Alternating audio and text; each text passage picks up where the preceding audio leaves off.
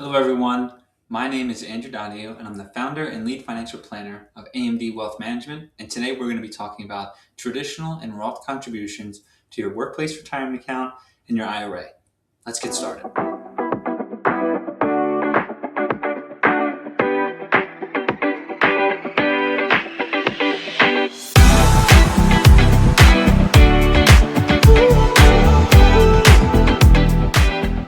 Alright everybody, before we get into it, let's start with a basic understanding of what traditional and Roth contributions actually are.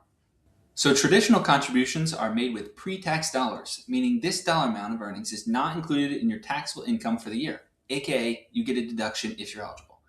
This option is used to defer taxes until withdrawing funds during retirement when hopefully you are in a lower marginal tax bracket. On the other hand, Roth contributions are made with post-tax dollars, meaning this dollar amount of earnings is included in your taxable income for the year. This option is used to pay tax today, so that way in the future you can withdraw money tax-free. Now you might be asking yourself, why would anybody make traditional contributions? Why not just go Roth all the time, pay the tax now, that way you have tax-free income in retirement when you take your withdrawals? Let's go over a quick example. In this example, let's say you're a farmer and you're getting ready to plant some apple trees for the upcoming season. Your supplier informs you that this year, one bag of seeds will get you one apple tree. Going through the math, going through your business plan, you knew that you needed 4 apple trees, so you decided to buy 4 bags of seed. But wait, just 1 second. The government charges a 25% tax on planting apple trees. Conveniently, they give you 2 options to pay. They give you option 1, where you pay your tax upfront and give them 25% of your seed, or they give you option 2, plant all of your seed and give them 25% of the trees once they've grown. Now we have a decision to make. We can do option 1, which is pay our tax now, give up our 1 bag of seed, leaving us with 3 to plant and producing us 3 apple trees.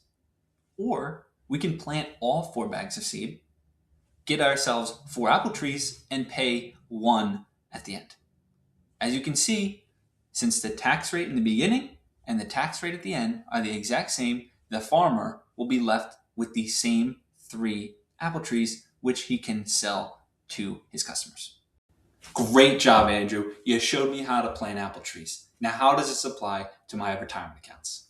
All right, let's go through a real-world simple scenario where someone is deciding between contributing to their traditional IRA or their Roth IRA. So let's assume they're deciding between a full $7,500 one-time contribution in the beginning of year 1 to both accounts. Let's assume that the accounts will grow by 7% over the time period.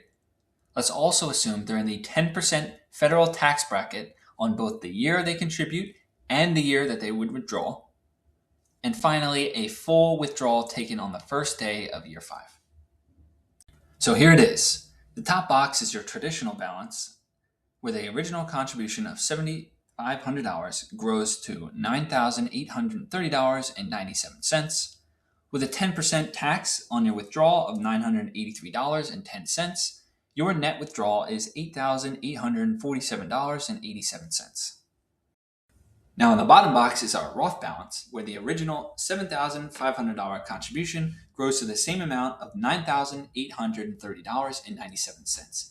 Now I understand that this balance can be taken out tax-free in retirement, but we still need to illustrate the opportunity cost of that tax payment in year 1.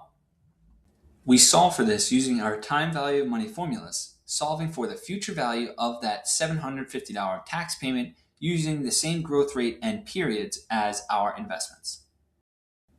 As you can see, the adjustment for that future value of the tax paid is the same amount as the withdrawal taxes on a traditional IRA because the beginning tax rate is the same as the ending tax rate. Just like in our farmer example, we are left with $8,800 in both the traditional and Roth IRA distributions. Let's go over some examples where this may differ. So on our next example, let's go through what it would look like if the tax rate is higher in the contribution years and lower in the withdrawal years. So in this case, we're going to assume the same $7,500 goes in each account, 7% annual investment growth. They're in the 32% bracket during their contribution year, and they're in the 10% bracket when they're in their withdrawal year. And the full withdrawal, again, is taken on the first day of year 5. So same template here. The only thing that we change is those federal tax rates and the contribution and withdrawal years.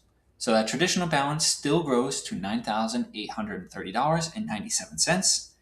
The withdrawal taxes are still at 10%, like we previously talked about, so that's $983.10, leaving us with a net withdrawal number of the same $8,847.87.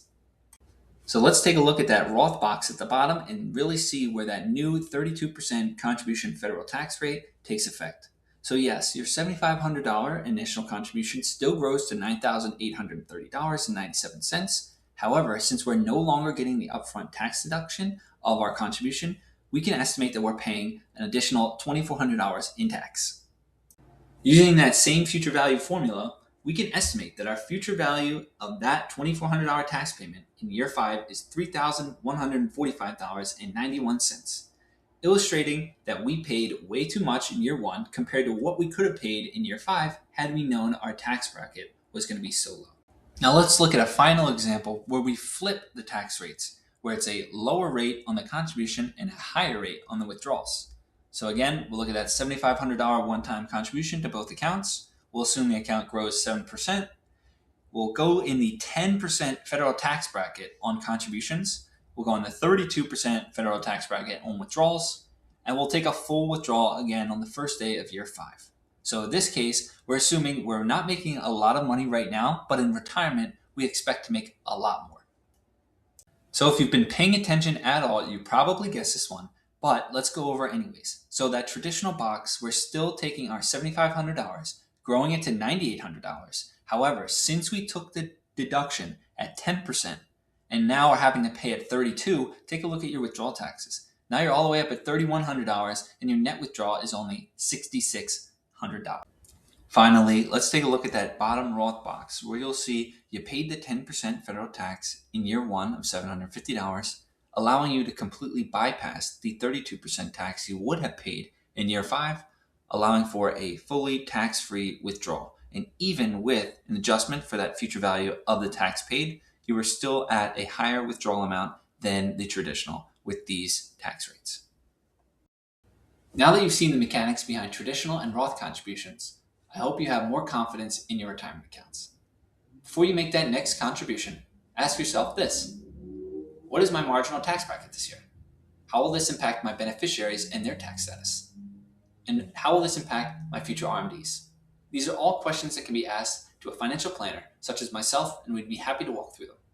So if you liked the video, like, comment, subscribe, and share with a friend. And until next time, take care.